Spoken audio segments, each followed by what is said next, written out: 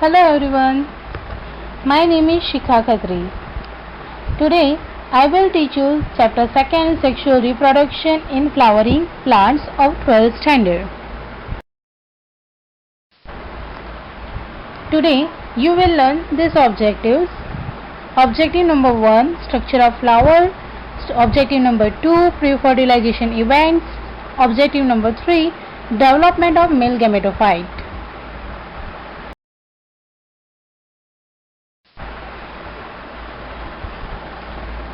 Now, flower. Whenever we heard the word flower, that time a colorful part of plant comes in our mind. Flower is an attractive organ of the plant. It contains reproductive organs. Flower is modified condensed shoot arising on the axil of small leaf-like structure. That type of flower is known as bract. Now, there are 4 walls in flower: calyx, corolla, gynoecium and androecium. First one is calyx. Calyx it is outermost protective wall of flower. It is made up of sepals and they are generally green in color. Second one is corolla. It is second wall of flower that arise inner to the calyx. They are made up of petals. Next one is androecium. Androecium is male reproductive organ, contains stamens. And gynoecium, female reproductive organs, contains pistil or carpels.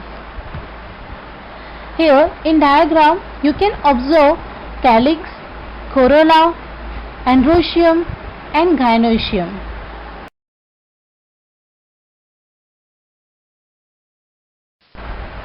Now let's move ahead on pre-fertilization event. Already I taught you pre-fertilization events in my previous video. Let's recall the knowledge of it. Now what is the meaning of pre-fertilization events?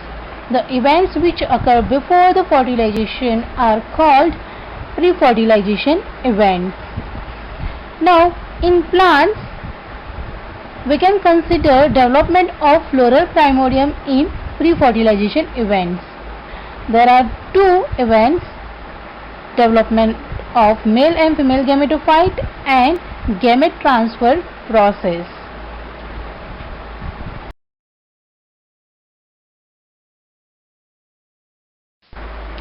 Let's move on next topic, development of male gametophyte. Development of male gametophyte involves the study of stamen, sporangium and male gametophyte. First we will learn stamen. Stamen is the male reproductive unit of the flower. It is made up of 2 parts, filament and anther. The long slender stalk is called filament and the terminal bilobed structure is known as anther. Filament is attached to the thalamus or petal of the flower at the proximal end. Now let's see structure of an anther. Anther is bilobed in structure. Each lobe having 2 theca, that's why is known as diathecous. Each theca separated by longitudinal groove.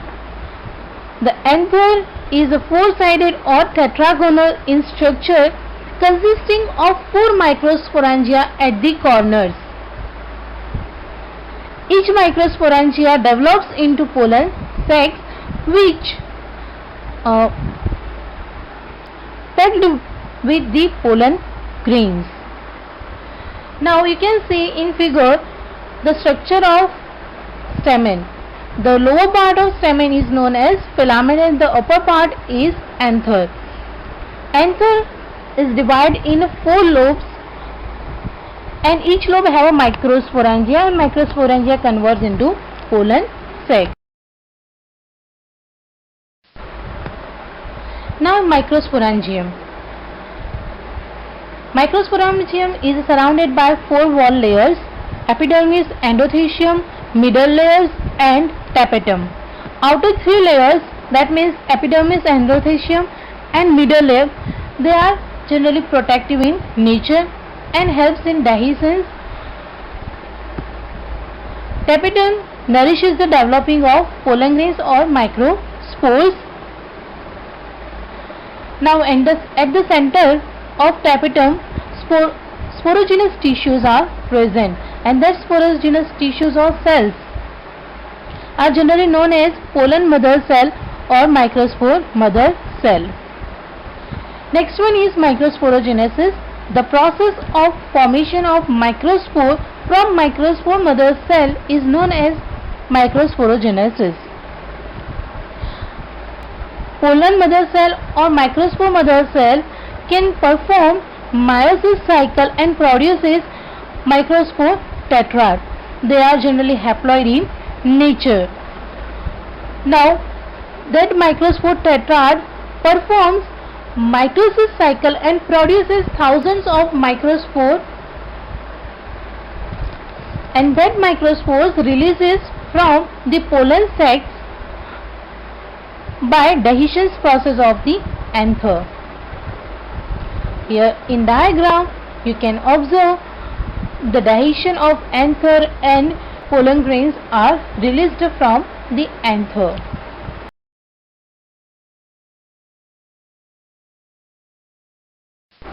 Now in this diagram,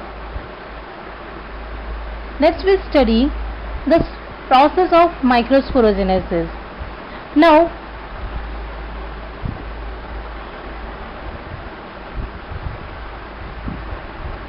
here you can see at the center pollen mother cells are present, and that pollen mother cells are diploid in nature. They perform meiosis and produce tetrad, microspore tetrad, and each microspore tetrad performs mitosis process and produce thousands of microspores or pollen grains. Now we will study male gametophyte. The spores produced by meiosis of microspore mother cell. Microspores are generally haploid in nature and they are uninucleate. Pollen grains vary in size, shape, color, design from species to species. They have a diameter of 25 to 50 micrometer. They cover with or pollen grain covered by 2 layers, exine and intine. Exine is made up of sporopollen.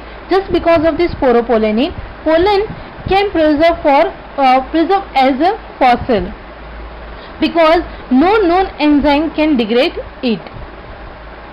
Intine is made up of cellulose and pectin. Mature pollen grain has 2 cells, generative cell and vegetative cell. Vegetative cell is larger and has abundant reserve food material that helps in the production of pollen tube in style during pollination process, and generative cell fuses with egg cell and produces fruits and seeds. Now this is the structure of pollen grain. Now here in second diagram, from young pollen grain perform mitosis process and produces 2 nucleus, generative nucleus and tube nucleus.